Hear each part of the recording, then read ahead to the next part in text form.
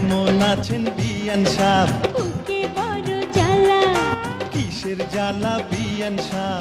নয়া প্রেমের জ্বালা। আরে কেমন আছেন বিয়ান সাহ?